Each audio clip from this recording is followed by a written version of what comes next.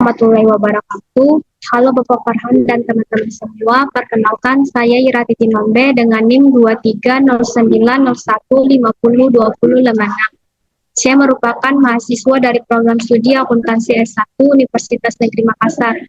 Baik, pada video ini saya akan mempresentasikan tugas ujian akhir semester mata kuliah pengauditan 2 yang diampu oleh Bapak Farhan Dwinanda Hanasyiputra SHK MAK.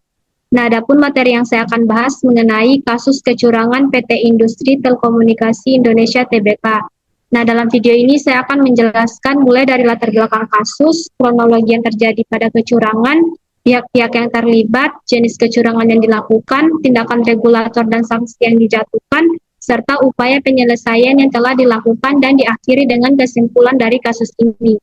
Nah, semoga video ini dapat memberikan gambaran yang jelas dan bermanfaat dalam memahami proses penegakan hukum dan dalam ranah korupsi.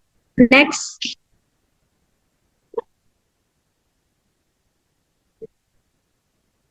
Baik, adapun pendahuluan dari kasus tersebut, kasus kecurangan di PT Industri Telekomunikasi Indonesia Tbk mencerminkan tantangan yang dihadapi oleh perusahaan dalam menjaga integritas laporan keuangan dan praktik bisnis yang etis. Kecurangan ini melibatkan manipulasi laporan keuangan dan praktik suap yang melibatkan berbagai pihak yang berdampak signifikan terhadap reputasi kinerja perusahaan. Next. Nah, perusahaan PT Industri Telekomunikasi Indonesia Tbk yang dikenal sebagai PT Telkom adalah perusahaan yang terbuka di Indonesia yang didirikan pada tahun 1991. Perusahaan ini menyediakan berbagai layanan telekomunikasi termasuk telepon, internet, dan layanan data. Nah, sebagai salah satu perusahaan pabrik yang terdaftar di Bursa Efek, PT Telkom ini memiliki tanggung jawab untuk menyajikan laporan keuangan yang akurat dan transparan kepada pemangku kepentingan. Next.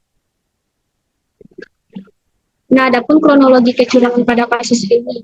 Nah, kecurangan di PT Telkom dimulai pada tahun 2021 ketika audit internal mengungkapkan ketidaksesuaian dalam laporan keuangan. Penyelidikan ini lebih lanjut menunjuk bahwa manajemen terlibat dalam manipulasi pendapatan. Pada tahun 2022, laporan whistleblower muncul yang mengindikasikan praktik suap yang melibatkan pejabat tinggi perusahaan. Nah, OJK dan BI mulai melakukan penyelidikan. Pada tahun 2023, PT Telkom mengumumkan bahwa mereka sedang dalam pelanggaran hukum. Dan pada tahun 2024, perusahaan menghadapi sanksi hukum dan denda yang signifikan. Next. Adapun pihak yang terlibat dalam kecurangan tersebut, yang pertama itu manajemen perusahaan, yang dimana eksekutif dan manajer yang melakukan manipulasi laporan keuangan.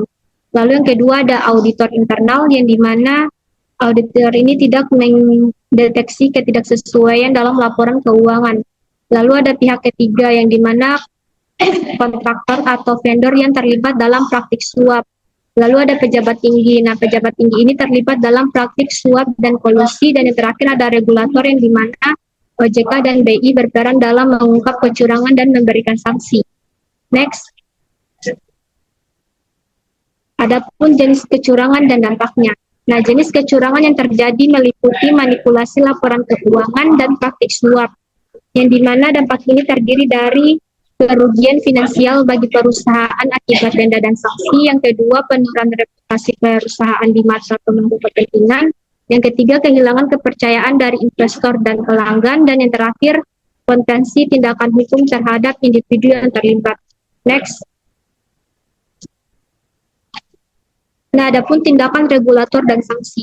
OJK ini mengambil tindakan tegas terhadap PT Telkom dengan melakukan penyelidikan dan memberikan sanksi.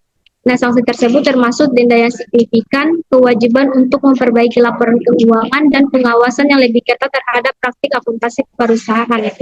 Nah, adapun upaya perbaikan dan pengendaliannya, yang pertama itu pelatihan bagi karyawan mengenai etika bisnis dan kepatuhan. Yang kedua, penggunaan teknologi informasi untuk meningkatkan transparansi dan akurasi laporan keuangan. Dan yang terakhir, melibatkan pihak ketiga untuk audit independen.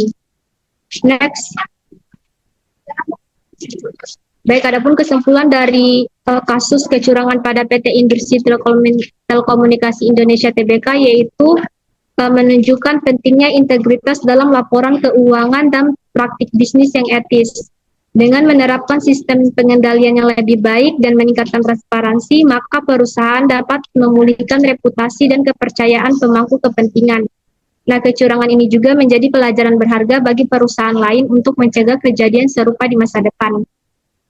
Next. Baik, sekian dan terima kasih atas. Baik, itulah materi yang saya bisa sampaikan mengenai materi kasus kecurangan pada perusahaan PT Telekomunikasi Industri Indonesia. Saya ucapkan terima kasih.